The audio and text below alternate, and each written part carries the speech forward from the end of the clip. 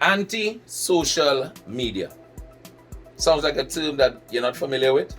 Well, that is what social media today is. Social media is affecting our self-esteem, much to the point of it being anti-social media now, because it's taking a toll on so many people and it's having so many troubling effects. So we're going to walk through today about what this social media and anti-social media conversation is. We're going to tell you a little bit about how it affects you and maybe some things that you may have seen in your life that you haven't recognized. And we're also going to talk a little bit about why it's so important to recognize it, why it's affecting you the way it is, and maybe try to offer a little bit of advice at the end as we get into the conversation. All right, so we're going to go across to the slides and walk through this whole conversation of, is social media really and truly taking a toll on self-esteem?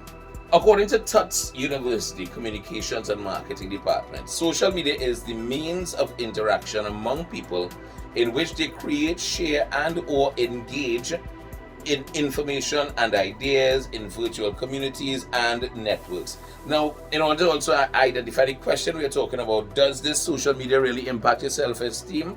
What is your self-esteem and what is at risk?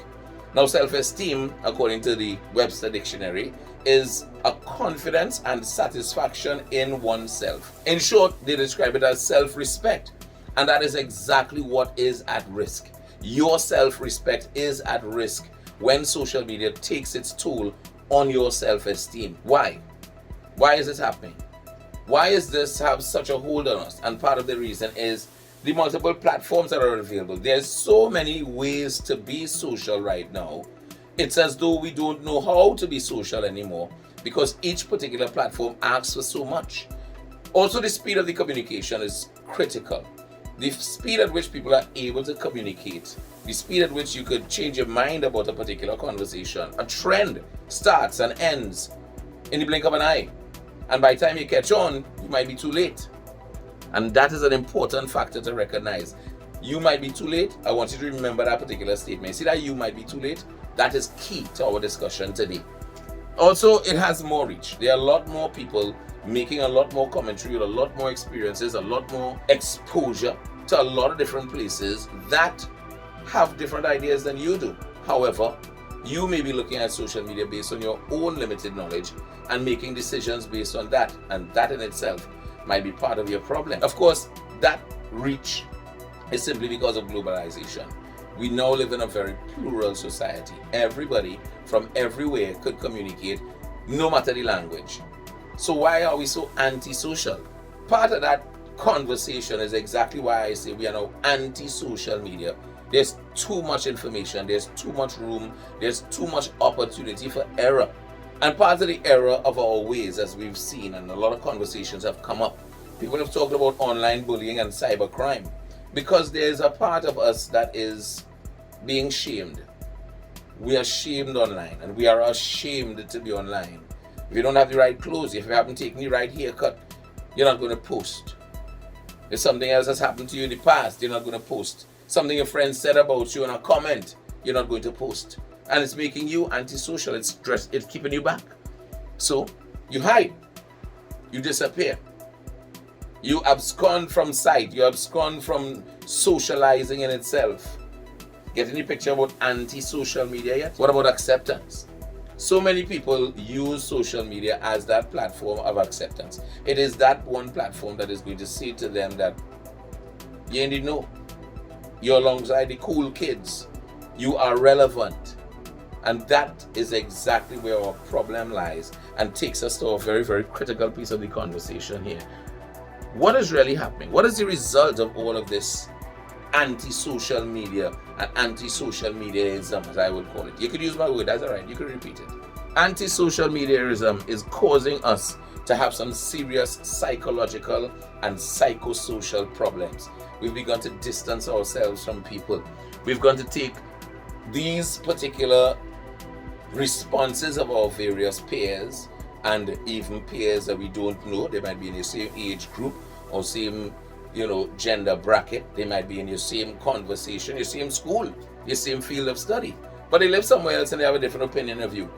Some people take that particular external influence and allow it to influence their own depression, and sense of self. That leads to a lot of disconnection. People disconnect themselves from reality. They disconnect themselves from social media, which is reality. And that depression can lead us to disconnect ourselves from people and make us even more antisocial in media. Some people actually fall victim to having identity crisis. They are uncertain of who they are, and they are unable to establish a personality that is acceptable, that doesn't feel ashamed, that is happy to be out there. So how did this all begin? So this began with a concept called FOMO. FOMO, fear of missing out. Now, ideally, FOMO was a marketing concept that was used to make people respond to advertising, to make them feel, hey, you better get this or else you're going to miss out. Now, in the age of social media, FOMO is a lot more dangerous than just selling goods or selling the wrong goods to the wrong people. FOMO now has resulted in a lot of people adopting the YOLO lifestyle. Because of this fear of missing out, they're diving into the YOLO, which is you only live once. That particular type of approach has been fueled by the fact that they need to be accepted. They need to get likes, shares, comments, approval from people online, from social media, from anti-social media. Approval from people who probably have never seen them person to person, face to face. And of course, this continues to reinforce the point that is anti-social. A lot of people are experiencing this fear of missing out and losing friendships, making connections with people who are not real friends of theirs. They don't have their real interest at heart, and they will never ever support or help you to develop your real self-esteem, your real confidence. They are going based on trends, what is trending. Furthermore, a lot of what is trending is unreal expectations. A lot of people have these pie in the sky ideas about what relationships should be, about what your contribution to the world should be, about what your fashion sense should look like, and in some cases, what your gender should be, or how that conversation should go. All of these facets of FOMO have led people to make decisions and try to pursue a life that in most part is not for them. So FOMO has created this unrealistic set of expectations that has really become very, very damaging to youth. And we can see on the right hand side, there's a vicious cycle as it goes on and continues and continues. Take a look at this cycle here. The awareness of missed events increases anxiety. Anxiety about missing out prompts more frequent checking of social media. More frequent checking of social media increases your awareness of the events that you have missed, and it starts all over again. If that isn't damaging to self-esteem, self-confidence, to your own reality, your own self-realization, I don't know what is. In conclusion, we could safely see that this fear of missing out, this false YOLO approach, is creating more depressed persons with lower self-esteem, and in general, it is creating a scenario where people can no longer feel comfortable being themselves. They are only being subjected to being their online personality.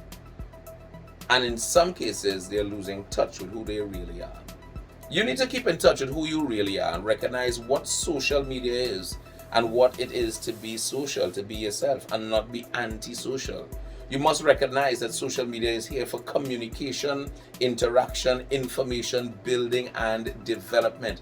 It is not here to bring down your self-esteem. In order to get past the psychosocial problems and avoid depression, and of course, in turn, reconnect with people for real, get back to socializing for real, we have to recognize social media for what it is. Use it for the strengths that it does have.